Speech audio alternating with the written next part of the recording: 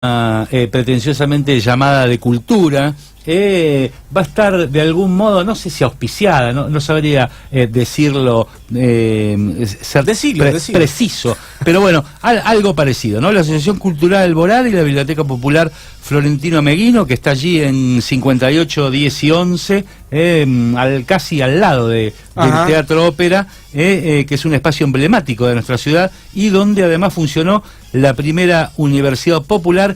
Cuenta con una biblioteca popular muy rica en su biografía, donde habitualmente quien les habla alquila, creo que se llama así, ¿no? Alquilar libros, de algún modo, uno alquila los libros teniendo en cuenta lo que vale un libro hoy día. Estamos hablando de 500, 600 mangos por lo menos. La biblioteca provee, en este caso, la Biblioteca Popular Florentino Meguino, y además allí mismo, en la Asociación Cultural Alborada, Ale, hay un espacio donde podés hacer distintos talleres como, por ejemplo, teatro, costura fácil, yoga, fotografía, telas, carteras y bolsos, gimnasia, taekwondo, matemática y física, historia de la arquitectura, etcétera. Así que bueno, con todos esos ingredientes, ahora sí vamos a nuestro invitado de hoy, el señor Pablo Pujol,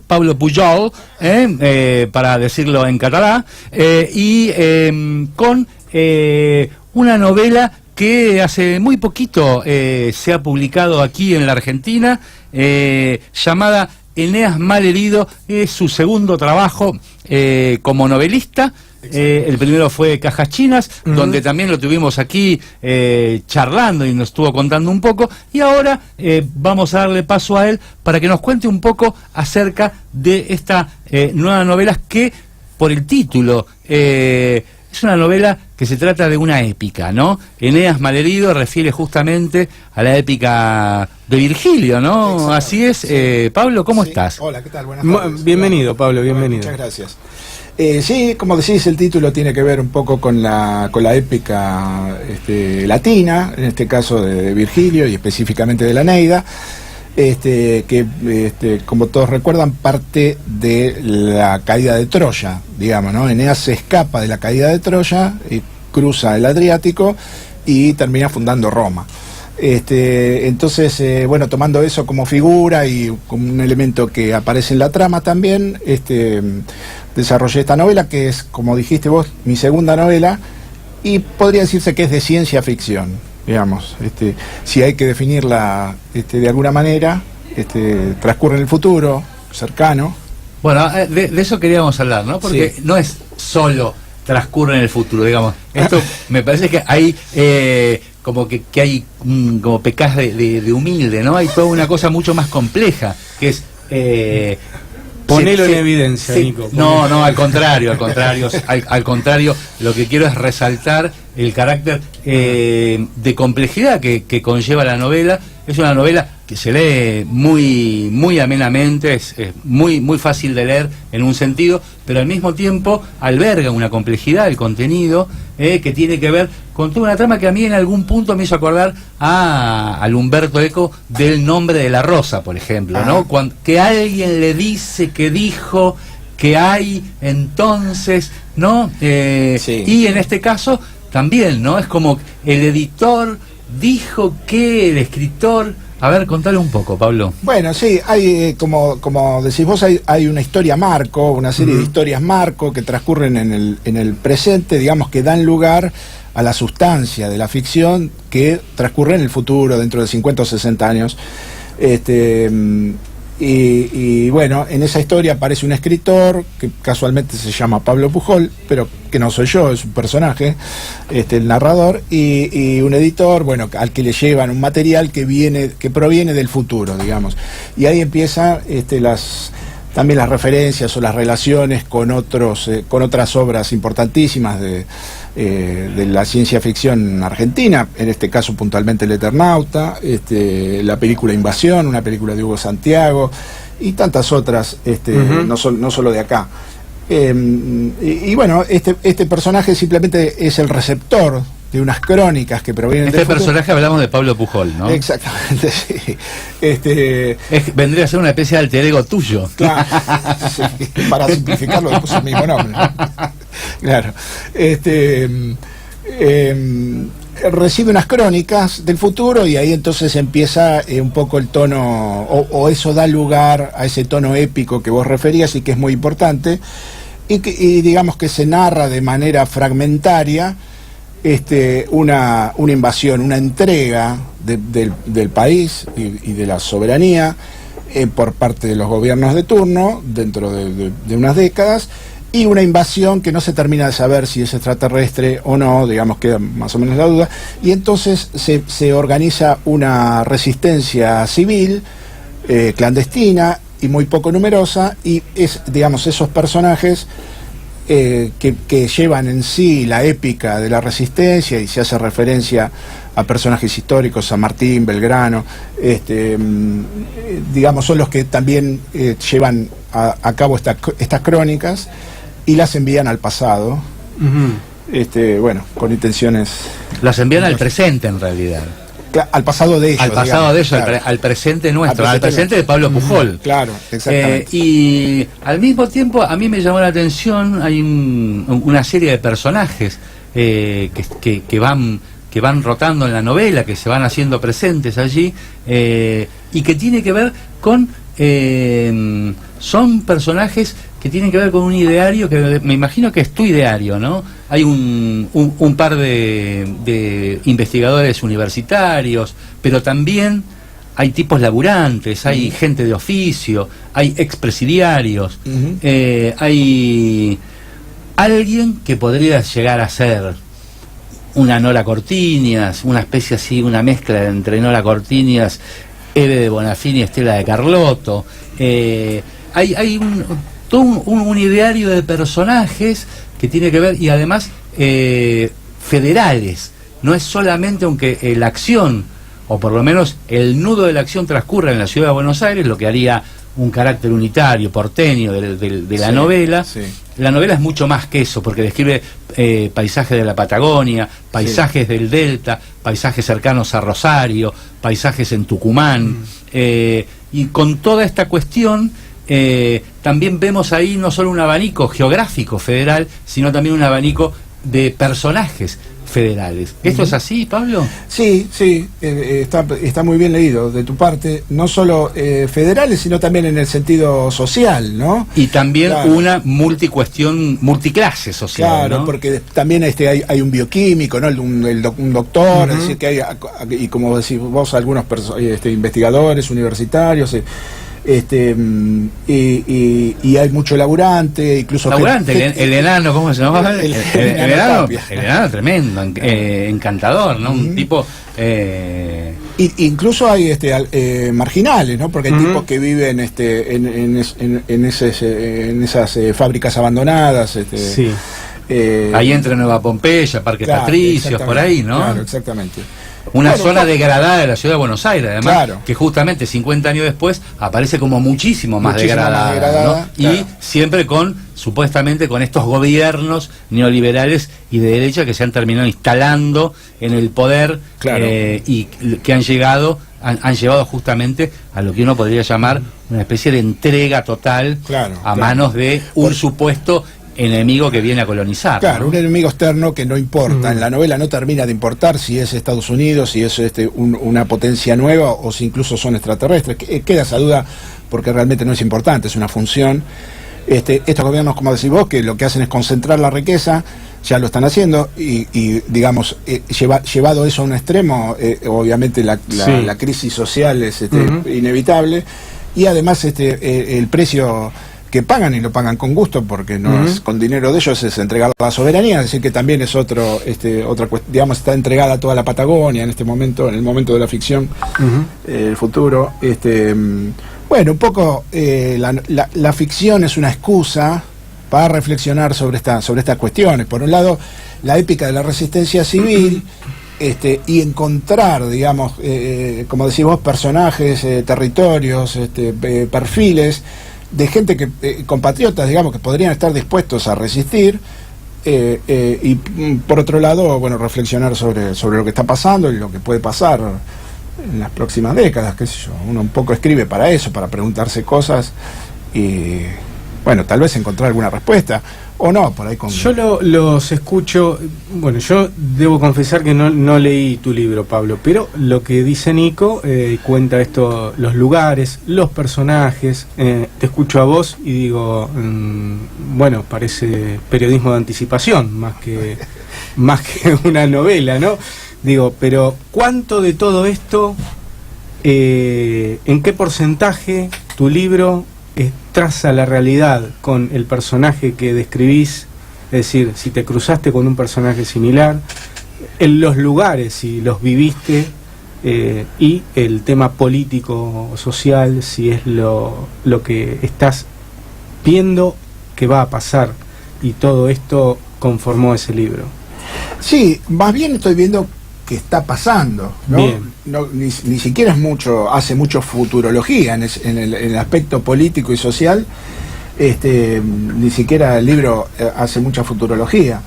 Después, obviamente, todo escritor, aun cuando trabaje... Bueno, en lo formal hace un poco de futurología, digamos, las condiciones en las que se vive, aunque no difieren demasiado, hay sustanciales diferencias, ¿no? Sí. Capaz que igual convengamos, Pablo, que si pudiéramos trazar una especie así de paralelo entre el 55 y ahora, no habría demasiadas diferencias. Claro, las diferencias son superficiales, por ahí, o son tecnológicas, o ese tipo de cosas. Después, incluso hay unos eventos que transcurren en el 55 también, pero en el 2055, ¿no? Y después el grueso de la trama transcurre en el 65, ¿no? Entre el 64 y el 67. Pero yo me refería a 1955. Claro. No hay tantas diferencias. No, por eso, las diferencias son apenas, qué sé yo, son tecnológicas, de forma, digamos, ¿no? todos estos aparatos que estamos usando ahora, por ahí eran distintos, no eran a válvula, o qué sé yo, los autos eran distintos, pero las diferencias, digamos, lo esencial, que es lo humano, y también lo ideológico y lo político no cambió mucho, bien, ¿no? Entonces, tratando de responderte a vos lo que vos decías muy bien, un poco sí, toda experiencia de escritura está basada en lo que uno conoce, ¿no? Aunque uno escriba sobre, ¿no?, un viaje a Marte o un viaje en barco que nunca hizo, está basado en la experiencia que conoce. Entonces, en ese sentido, no hay referencias concretas, salvo algunas que no quisiera deschavarlas, pero que tienen que ver más que con personajes políticos o sociales, que creo que no los hay, con cuestiones literarias también, ¿no? Con obras literarias o con obras de cine, como mencionaba al principio, en ese sentido. Pero sí, más que nada, me parece que uno escribe ficción para usarla como un espejo de la realidad, ¿no? Sí, claro. O para no escribir, para no hacer periodismo, o para no hacer claro. ensayo, bueno, uno escribe ficción, porque también la ficción tiene otra cosa, digamos, o te permite otras libertades, por lo menos a quien le interesa como escritor. Bueno, nada, uno puede, digamos, proponer ideales, ¿no? Aunque no sean ideales heroicos o superheroicos, aunque sean humanos y que tengan flaquezas, bueno, son ideales. Esperemos que haya gente capaz de resistir, como esta, la que hay en esta novela. Bueno, Rodolfo Walsh, un periodista de aquellos, ¿no? Pero decidí hacer novelas con un gran material, un back importante de información, ¿no? Y también casi prácticamente narrando la realidad instantánea del momento o que se vivió en esos días o meses previos, ¿no? Claro. Bueno, también eso tienen los géneros obviamente pertenecen a la ficción. Vos nombrabas mi primera novela, Cajas Chinas, que es más o menos una novela negra, digamos, aunque tiene algún elemento fantástico y está narrada en términos que no son de novela negra. Bueno, la novela negra como género trabaja sobre, bueno, la administración del poder, la circulación del dinero, digamos, la novela negra clásica, Chandler. La novela clásica norteamericana. Claro, que es lo que se llama novela negra, digamos, ¿no? Pero bueno, cuando se hace novela negra también en Argentina, y Walsh la ha hecho, también trabaja sobre esos tópicos, y la ciencia ficción también siempre con una proyección hacia el futuro generalmente, digamos, se pregunta sobre la sociedad, ¿no? Y críticamente. Sí, acá por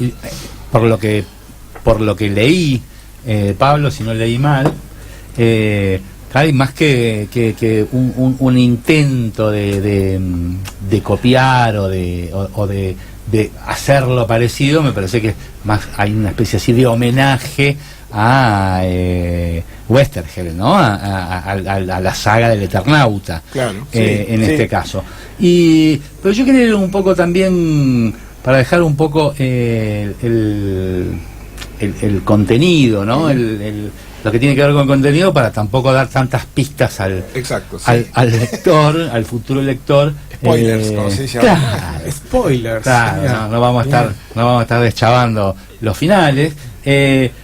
Lo que tiene que ver con lo formal, ¿no? Digamos, con la forma de la narración, ¿no? Ahí hay como... Una vez creo que me contaste, no sé si habíamos estado hablando por teléfono o lo comentaste acá, que vos me decías que vos tenías como ya absolutamente trazado el plan, por lo menos para escribir esta novela, ¿no? Eneas Malherido, que ya eso lo tenías totalmente resuelto. No escrito, pero sí pensado y tal cual lo ibas a escribir. ¿Cómo llegás a esto? Porque no es una novela que podamos decir convencional. Bueno, sí, desde el punto de vista formal, digamos. Exacto. O de la estructura. De la estructura de la novela. Bueno, convengamos que no es convencional. Bueno, te agradezco, lo tomo como un elogio, porque por supuesto que es un elogio. No, para alguien puede no serlo, digamos, para un escritor que quiere ser convencional, que también los hay. Pero no es el caso. Por eso lo aclaro. Yo te puedo haber comentado eso en relación a Cajas Chinas, porque ya tenía como un poco todo el plan armado, porque además Cajas Chinas, no sé si ustedes se acuerdan, aquella vez les comenté que yo vengo del cine y que he escrito guiones de cine. Bueno, ahí quería ir, claro, ¿no? Sí, claro. Esto tenía que ver también con tu background de haber escrito para cine y de haber hecho cine. Además, he visto tu cortometraje con el que has dado no sé cómo se llama, la maestría, el magíster, lo que fuese. Sí. Mirá, ¿lo viste? Sí, por supuesto. Por supuesto, me pareció muy interesante. Bueno, y esto, si tiene que ver, ¿no? Si hay alguna especie así de traslación, porque además es súper cinematográfica la novela. Sí, bueno, eso es un poco temperamental, digamos, es mi manera de ver las cosas, es más o menos audiovisual desde chico y con toda mi formación audiovisual más todavía. Entonces, en ese sentido me suele pasar eso, aunque no lo quiera. Después, en cuanto a lo que vos decías de la estructura o de la forma, por ahí quise profundizar más el tema de la caja china, que es justamente la forma de la novela anterior, de Cajas Chinas, que tiene un poco, no sé si vos recordás el relato, que está un poco desarmado, digamos, descompuesto, como una caja china, y tiene partes secretas. ¿Cajas chinas o Eneas? Cajas chinas. Sí, pero aunque está desarmado, es mucho más convencional que esta novela, ¿no? Bueno, sí, porque esta tiene todas esas cuestiones del tiempo y de la retroalimentación del tiempo, ¿no? Si yo te digo que a vos te va a pasar algo en la esquina cuando salís, entonces si podés evitarlo o no podés evitarlo, esas paradojas, ese tipo de cosas.